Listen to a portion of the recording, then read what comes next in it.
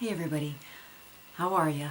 I wanted to share with you my process of my Retin A, Retinoid, Retinol progression. I had started back about 4 years ago using Tree of Life, which was a 2% retinol, and then I moved from there. Wait, let me back it up. I started using retinol palmitate in products with retinol palmitate. And then after a couple of months of that, I moved into purchasing Tree of Life 2% retinol, which I liked, and I used that for a while. I didn't see the changes I was hoping to see.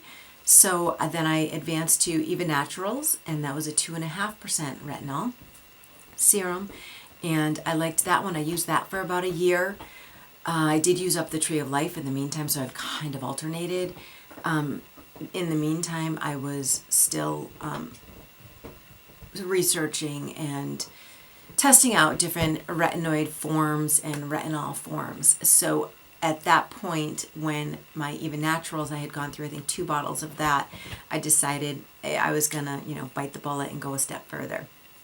So I discovered The Ordinary, and they have a line which is the Grand Active Retinoid 5% in Squalene, and then their other one is the Retinol 1% in Squalene.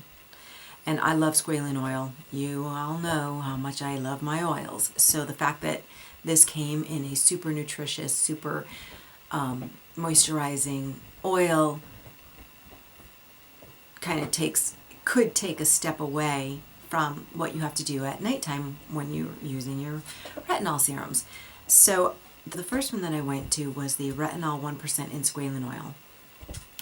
And I had no problem using this at all. I had gone in slower stages, like I said, a couple of months, and then using the other 2% retinol serums for over a year. Maybe it was 2 years, or a year and a half, something like that. I know it was a year at least, minimum. And I was still continuing to use other products that had various forms of a retinol or retinoid or retinol palmitate in some formula, just to keep consistent and keep my skin moving forward with it. And I wanted to see, was there going to be resistance? Was there going to be a reaction? Especially because I do have dry skin. Sometimes it's sensitive. It's not hypersensitive, but it can be sensitive. So my next step beyond those was to go with the 1% through The Ordinary. And like I said, because it's in the Squalene, I had no issue whatsoever. And I actually still have some of this. This is, let me see, this is probably about halfway gone. I have been through a few bottles of this, and then in researching when I was going to order more of this, I noticed that they came out with this. And this is the heavier duty formulation of the Grand Active Retinoid 5% versus the Retinol 1% in Squalene. So when I did the comparison on their website, I decided after it had been quite a while of using this that I was ready to advance to this. So these are included in my nighttime routine, and I use my vitamin C, a different vitamin C serum, one from Andalou Naturals, and then I will apply either this one or this one. Now I do rotate them out because I don't want to waste this, but I would, if I was to, repurchase, I will only repurchase this one, I think. I don't really think that I need to hang on to this. I don't know. There's some sort of strange sense of security, like if I want to take a step back, if my skin seems to be getting irritated, which has not happened yet. So with this, and again, it is in the oil, I haven't noticed, I can notice a little bit of drying and peeling from the exfoliating effects that this has a day or two after. I use it pretty much every night, usually not on the weekends though, so probably 5 days a week. So so at some point here and there during the week, I do break out in small little amounts of dry skin that needs to be exfoliated, or I shouldn't say dry skin, it's exfoliated skin. And so I just take my cloth and rub those areas off, and do that with my finger, and I try to be gentle, or I'll take a washcloth. I have a super soft washcloth, which I'll show you guys. So I'm very comfortable with using the Grand Active Retinoid 5% in squalene oil. And so the way I use this is I put on my vitamin C serum, and then I apply this. And then over top of that, I will apply a couple drops of my DIY oil, which I have a video out for. Or if you don't want DIY, I do like this one, which is the Pure Naturals Glow Facial Oil, full of amazing ingredients, and sometimes I'll do a dab of this and a dab of my own. So by the time I go to bed, I am one big slicked up oily face. I do try to do this all about an hour before I go to bed, because I don't want all the oils coming off onto my sheets or getting all in my hair. So if I can, I will start to do this process, my nighttime process, in more of like in the evening. And then I'm ready. When I want to go to bed, I can just brush my teeth and crash and not worry about the oils coming off of my skin and doing no good but ruining my pillowcases. So as it stands, I am currently using both of these, but I will just be using this one as soon as this runs out.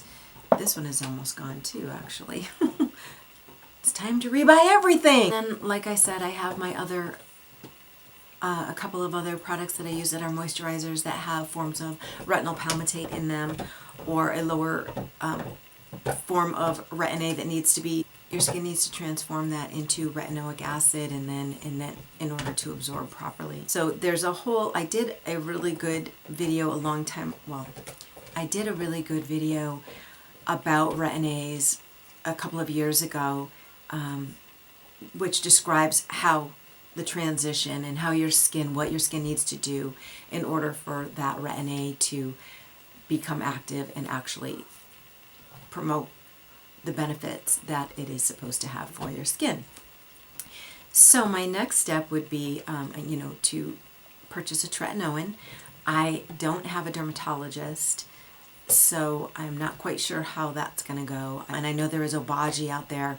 I just think that stuff is so super expensive. I am trying to find a more reasonably priced tretinoin, so I am looking it up like crazy, and I'm not sure how much it is through prescription, and if I can get a prescription for that, then that may be the way that I go.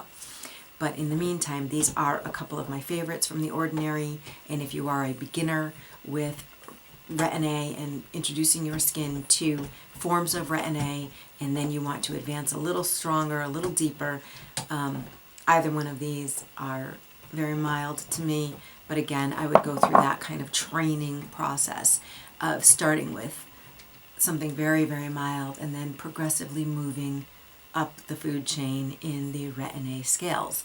And that way you'll keep yourself protected, but you will also be consistently preparing your skin to receive the better benefits, the more potent benefits of a stronger Retin A formulation.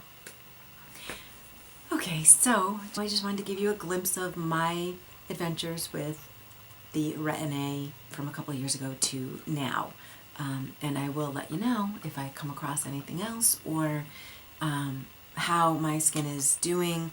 Now, it's been a while, and I think my skin is doing great with these products, so I don't know if I need to move forward, but I may want to try it.